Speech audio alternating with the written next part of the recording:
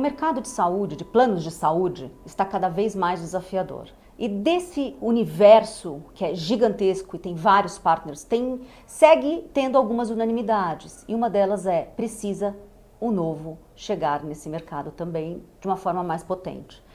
Tem todo o desafio do cliente, tem todo o desafio das relações, tem o reinventar coisas que são altamente reguladas. E desse universo, a gente vai discutir bastante hoje o futuro dos benefícios, principalmente focado no plano de saúde. Eu sou Lígia Zottini, pesquisadora de cenários futuros, fundadora do Voicers e co-criadora desse futuro do RH aqui com a Piuí.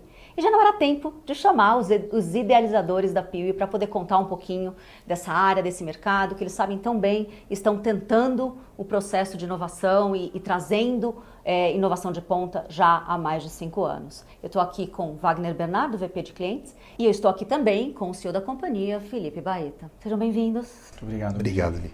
Bom, a gente vai passar por aqui por alguns temas que eu entendo ser bastante importante para esse processo de futuro e essa nova onda, né, do que é planos de saúde e o que se trata de inovação na etapa que vocês entendem do processo.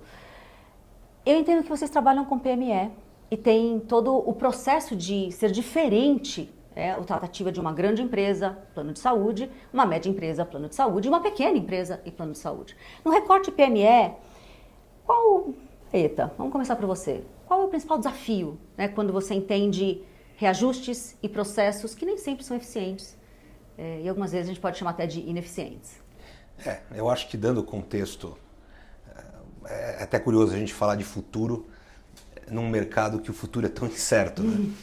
Que tem questionamentos muito profundos sobre a sustentabilidade do setor, onde isso vai parar, e os dados realmente sustentam uma visão complexa, que é, os custos evoluem a uma velocidade que uma hora vai ser insustentável. Essa narrativa, esse fato, ele acontece já há um bom tempo, né?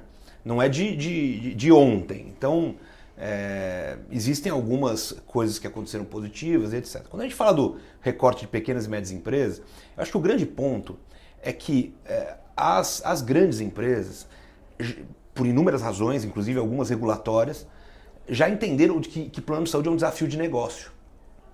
E tem recursos para resolver isso como um desafio de negócio. As pequenas e médias empresas não.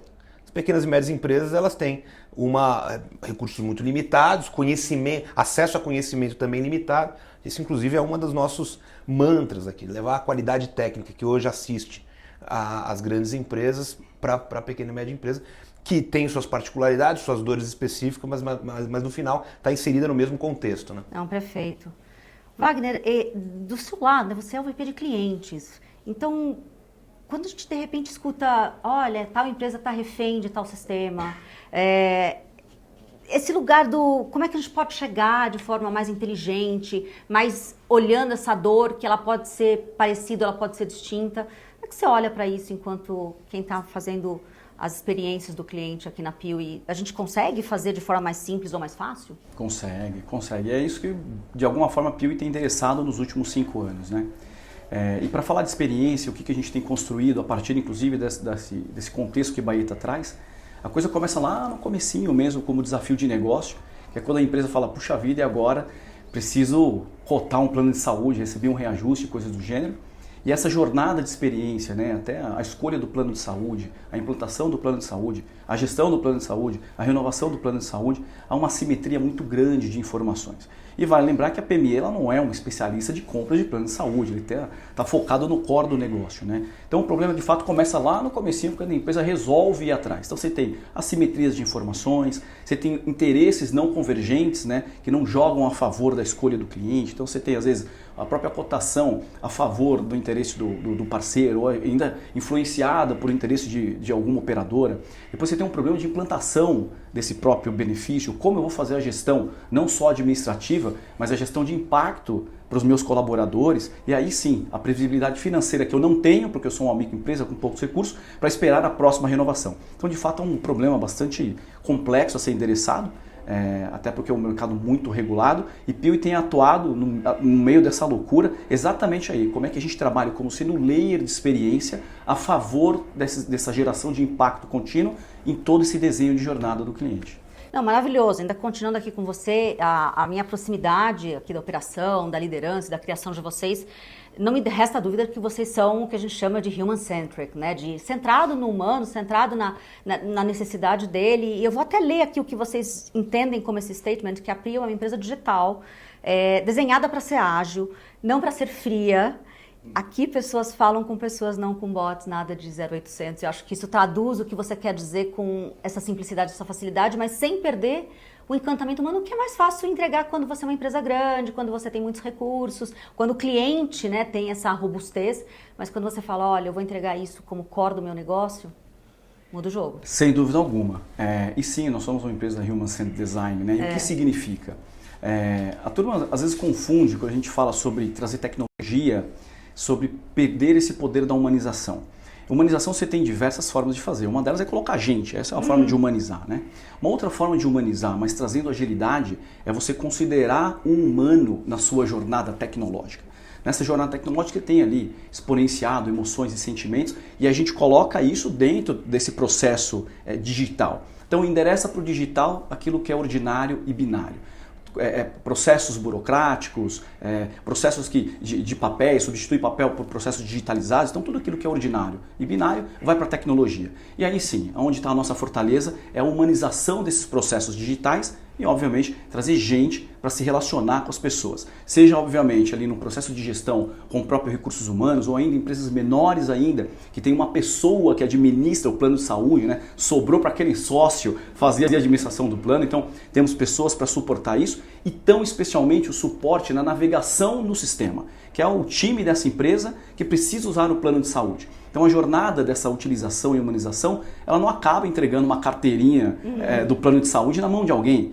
Na verdade, o começo de tudo é entregar a carteirinha na mão de alguém. E como é que a gente apoia esse alguém a navegar num sistema muito complexo, onde tem lá interesses de corretoras, operadoras, hospitais, médicos, clínicas, laboratórios, Agência Nacional de Saúde, SUSEP, abrange, ou seja, é um sistema complexo de interesses não convergentes e a gente precisa apoiar o usuário nessa navegação. E é onde Pio atua com muita proximidade. Então, quando a gente fala que é um processo focado no humano, é entendendo que o processo digital ele pode sim levar em considerações emoções e sentimentos de pessoas, assim como a gente precisa ter gente especializada, gente com profundidade técnica para ajudar o usuário a navegar com menos fricção num sistema de saúde que é super complexo. Não, maravilhoso. Baeta, aí me cai numa próxima pergunta. É eficaz, né? Como todo esse processo que ele acabou de entregar faz com que vocês repitam bastante o principal ponto que é tratamos causa, mas também antecipamos problemas. O que é isso? Isso é uma forma bem importante de traduzir eficaz, né? De como se entrega a resposta. A relação de um cliente com uma corretora, ela é uma relação de profunda confiança, especialmente num mercado que com tantas assimetrias de informação, com tantos problemas, com o contexto que tem. Quando a gente aterriza no campo da entrega, o que a Pio faz, né? O que a Pio faz de diferente? E a gente entende que é o seguinte, o modelo que hoje predomina de atendimento é um modelo com baixíssima eficácia. É um modelo que as coisas são operacionalizadas de uma maneira completamente errada ou não ótima. Então a gente tem esse lugar de, cara, aquilo ali que a máquina pode fazer, ela deve fazer. Então processos operacionais a gente entende que eles podem ser digitalizados para gerar eficácia, gerar assertividade nas entregas e etc. E a vantagem é que isso faz com que a relação entre corretor e cliente deixa de ser centrada nos problemas operacionais e passa a ser centrada em toda a oportunidade de outros serviços, inclusive aqueles relacionais que você pode oferecer para o cliente. Então, quando a gente fala de eficácia, assim, entregar o feijão com arroz bem feito. Então, assim, não ter erros operacionais, não gerar ruído, minimizar uma experiência ruim ali que hoje existe nesse segmento, né? Então, eu acho que eficácia é muito nesse lugar de excelência operacional que a gente está. Né? Não, eu acho que já posso emendar uma próxima, que vocês têm uma qualidade e uma característica muito educadora também do setor, né, da indústria de uma forma geral. Eu gosto muito quando vocês falam que o preço que se paga, né, pelo plano, ele está não somente determinado pela qualidade do serviço que acaba entregando a corretora, mas principalmente pela quantidade de informação que se tem. Isso para mim é uma equação incrível que vocês entregam. Está todo mundo há muito tempo achando que a solução desse setor é encontrar um mocinho ou um bandido. Quem sofre e quem bate. Pô. E isso não é verdade. É um sistema complexo, com incentivos perversos muitas vezes, mas incentivos que geram peso morto num sistema difícil. Aí a gente, sendo mais um agente nesse setor, o que a gente entende? A gente entende que a gente tem um papel educador. Não adianta, é muito fácil você chegar para um cliente, eventualmente, e falar: a culpa é da operadora. Bom, a operadora tem sua parcela de culpa, mas você tem os agentes todos a sua parcela de culpa, né? Inclusive, tem um livro ótimo do setor, que é do Adriano Londres, que a culpa é do dono. Ele defende que a culpa é do quem paga o plano desse sistema. E a verdade é que todo mundo tem sua parcela de culpa. Nesse sistema, todo mundo, uma hora é mocinho, outra hora é bandido. O próprio usuário. O usuário, você vê o volume de fraudes, por exemplo, que temos, faz parte desse papel do momento que o usuário também, muitas vezes, em alguns casos, não é mocinho. Mas quando a gente fala dessa questão da assimetria de informação e etc., porque tudo é feito para dificultar a navegação por conta desses incentivos. Então, a transparência na relação com a corretora, ela é minimizada por conta dos incentivos errados. Os incentivos das operadoras para entregar os serviços de saúde também muitas vezes são errados. Enfim, e também tem um amadurecimento do mercado em relação a como navegar e criar experiências. Então, de fato, quando a gente fala o valor do plano, o contexto todo, ele nasce porque existe uma assimetria de informação muito grande no setor e gera equilíbrios perversos e peso morto. Desafiador, né? Você sabe que eu tenho dado um exemplo ótimo. É uma analogia que eu tenho dado bastante nas conversas que eu tenho feito, que é do teatro. Então assim, tá todo mundo sentado lá, né, assistindo o teatro, e você vê, pelo amor de Deus, assim, sem refinamentos de payoff, teoria dos jogos aqui, mas um exemplo bem banal. Você tá lá vendo 80% do teatro. E aí, cara, quando você tem um mercado que te incentiva a levantar, que é o caso, como acontece aqui, cada um por si, cada um olha o seu umbigo, o que acontece? Você fala: cara, se eu levantar, eu vou ver 100% do teatro. É isso. Eu levanto. Só que a partir do momento que eu levanto, o de trás, que via 80, passa a ver 20. Maravilhoso. Aí ele fala: bom, vendo 20, eu vou ter que levantar também. O equilíbrio desse negócio é que todo mundo vê o teatro de pé, vendo menos do que veria sentado. Então, essa é a melhor analogia de por que chegamos onde chegamos. Maravilhoso. Né? Acho que, Wagner, daí, pensando na melhor forma de sentar nesse teatro, né, garantindo a beleza do para todo mundo, como garantir o melhor negócio? Eu acredito que vocês têm aqui uma boa jornada entre o que é caro, o que é barato, deve chegar isso para vocês o tempo todo. A relação de valor, ela precisa ser compreendida claramente para entender o que é caro, o que é barato, e qual a maneira mais justa, né, desse custo-benefício quando a gente fala de plano. Então, qual é o melhor negócio? E eu sei que ele é bem individualizado para cada caso. Exatamente isso. Podemos ir por aí. É isso aí.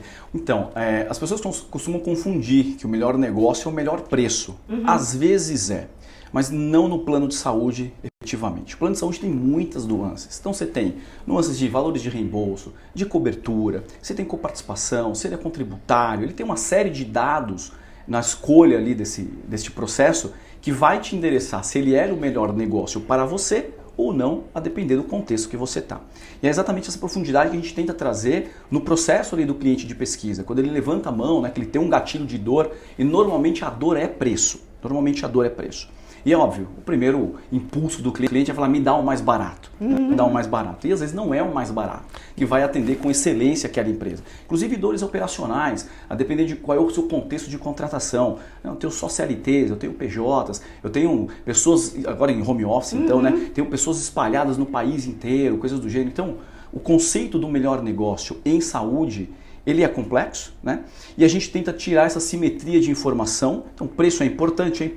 E todos os outros itens que compõem essa escolha. Então, a nossa missão aqui como empresa educadora é expor todo esse cenário. E dado a dado, contexto a contexto, endereçar aquilo que faz sentido para aquela empresa e vai gerar o melhor impacto. E o impacto é o impacto financeiro, o impacto no seu conjunto de benefícios para a empresa e principalmente do impacto do valor percebido pelo seu time em relação à escolha que o RH e o board da empresa fizeram. Maravilhoso. Então é uma série de impactos holísticos que a gente precisa olhar mesmo, um giro de 360 para olhar preço, dados técnicos, impactos em saúde, rede credenciada, percepção do time. Então, de fato, é um conjunto de coisas que acontecem ali para decidir o que é de fato o melhor negócio. E eu somo ainda o que o Wagner falou, a relação entre oportunismo de curto prazo e um programa sustentável. Então, muitas vezes você tem ali uma proposta na mesa que pode fazer sentido no curto prazo, mas que é aquilo que eu falo também diariamente para prospects, clientes, etc. Eu falo, cara, um dos objetivos que eu estou aqui é a gente desenhar alguma coisa que você fique feliz hoje, mas que não me odeie daqui 12 meses. Que é o que acontece na prática de mercado. Você toma uma decisão hoje, daqui 12 meses a decisão não funciona mais. Perfeito. Então, como você consegue tomar uma decisão tendo esse perfil também de tempo, né? De como que a sustentabilidade do programa também depende do papel do corretor. Né? Não, maravilhoso. Bom, chegamos à nossa última pergunta e aí vocês podem responder e já fazer alguma consideração, falando diretamente para quem está querendo conhecer, para quem já é internamente conectado a vocês, enfim, cliente PIU em potencial ou real. A minha pergunta tem a ver com ser simples, tá? Eu percebo que esse não ter blá blá blá, no final das contas, o que vocês estão querendo dizer assim, é complexo e por conhecer profundamente isso daqui, eu simplifico para você e você não vai, nem que você queira fazer isso, conseguir capturar a profundidade de todo esse sistema complexo com rapidez. Então, no final das contas, vocês estão vendendo uma simplicidade baseada em um profundo conhecimento. Vai daí. Pode tentar me trazer a parte da burocracia, como simplifica, como é que esses processos, enfim, tecnologia, eu acho que é por aí que a gente pode ajudá-los a entender a diferencial de vocês. Olha só, eu vejo, é muito legal, assim, eu vejo simplicidade por alguns aspectos, né? Principalmente quando a gente falou que nós somos uma empresa de fato centrado na pessoa, né? E o que isso significa? Significa que é entender o que de fato é importante para esta pessoa. Então, é claro que há uma dicotomia entre operadora e cliente, entre o que é diferencial e simplicidade para o cliente, o que ele entende por diferencial e simplicidade, e o que a operadora entende por diferencial e simplicidade. Então, é muito comum, por exemplo, as operadoras virem aqui nos nossos escritórios e falam, nós somos cheios de diferenciais e benefícios, e é mais simples e tal. E o cliente olha aqui e fala, cara, mas eu nem uso esse negócio, para mim não é diferencial. Diferencial é atender a minha expectativa e que às vezes há mesmo essa dicotomia entre a expectativa do cliente e aquilo que de fato o mercado quer entregar. O que nós temos, o que a gente faz constantemente aqui é entender exatamente isso. O que é simplicidade do ponto de vista da burocracia, por exemplo? Então, na hora de administrar um plano, usar o plano, o que acontece? Então, eu entrego para a máquina para fazer o que a máquina faz de melhor e deixo um time à disposição para fazer o que um time de pessoas faz de melhor, que é ter esse processo empático e traduzir numa linguagem muito alcançável, sair dessa complexidade do segurez, né, que o setor faz muita questão de manter, até para manter o peso que tem o setor, e a gente traduz isso numa linguagem que a pessoa entenda e consiga usar o plano de saúde com maestria em todo o seu contexto. Perfeito. Baeta. De um tempo para cá voltei bastante à frente comercial e é muito bom porque oxigena demais, né? E exemplo que eu ando dando direto e dou faz anos, que a gente não está aqui para vender nada, a gente está aqui para ensinar a comprar. Maravilhoso. Porque se trazer o cliente para o jogo, assim, óbvio que você é o responsável técnico por aquela recomendação, mas assim, se você sai do campo comercial e fala, bicho, deixa eu te explicar como funciona isso aqui. A gente faz uma interlocução com pessoas altamente capazes de compreender. Basta você compartilhar esse conhecimento. E quando a gente fala de compartilhar esse conhecimento, eu acho que está aí esse lugar da simplicidade. A gente é uma lente. E a gente precisa traduzir isso, né, de alguma maneira. Cara. Então, quando a gente leva esse conhecimento, tem que levar uma coisa palpável. Não dá para você se esconder atrás da complexidade ou atrás dos jargões para justificar o seu valor. Então, eu acho que quando a gente se permite falar, cara, a gente tem conhecimento técnico e nós vamos levar isso ao mercado para empoderar as pessoas a tomarem suas próprias decisões, isso gera uma credibilidade absurda para a gente e no final negócios também. Mas numa outra ótica, né? Num processo que me parece muito mais razoável. E para fazer isso precisa ser simples, precisa ser palpável, precisa ser capaz das pessoas entenderem, né? Não, maravilhoso. Eu acho que todo o caminho, de todos os cenários, de todas as coisas que eu trabalho, é super alinhado com o eficaz, o ser simples, o ser verdadeiro, o ser transparente, o ser educador, né, está alinhado com os próximos passos de todas as áreas, empresas e indústrias, quando a gente fala de futuros mais positivos e mais saudáveis. E digo mais, se a gente pega pelo recorte do que dizem a experiência do cliente, né? Eu costumo falar para o meu time que é uma pirâmide dividida em 3 pedaços ali, né? A base dessa experiência é aquela entrega objetiva, ordinária do serviço que você contratou e que ele precisa funcionar. Então eu costumo também brincar aqui e falar que é como se eu fosse vender feijão e falar o seguinte: compre feijão e coma feijão, ponto final. A segunda camada dessa experiência de entender ali a relação com o cliente é essa camada das emoções e dos sentimentos, né? Então, o feijãozinho da vovó, então você dá aquela temperada, aquela foto bonita para vender o produto e muito mais. Só que agora a gente está numa virada de novos humanos, de novos consumidores, e que essa nova parcela, né, essa nova camada da experiência, eu tenho traduzido ela como um elemento moral, que é: por que eu vou comprar o seu feijão e não o feijão do vizinho, né? Então, quando o Baeta, né, traz esse lugar do arcabouço técnico, do ensinar a comprar, do ser simples, do ser transparente, é um recado que Piauí quer dar, que é como nós somos, o porquê que você tem que comprar da gente, o porquê que a nossa entrega de jornada ela é mais objetiva e mais assertiva, olhando esse contexto de conjuntos que você trouxe, que é de fato a nossa companhia mais eficaz, mais simples, centrada no humano, facilitando essa navegação e empoderando as pessoas da sua própria decisão. Então eu sinto que Piauí, de alguma forma, está começando a olhar essa terceira camada da relação, que é uma relação moral entre todos os agentes do sistema, de forma muito transparente. Em um nível macro, é o fazer o que é certo. É isso. Não fazer o que te futuro convém. pertence a isso, né? Não, e pode parecer mega simples, então o que é certo, né? Mas assim, e não fazer o que te convém no curto prazo. Então, para romper com o sistema e a nossa forma de solucionar o sistema, o jeito que a gente acredita que vai resolver a gente precisa fazer o que é certo.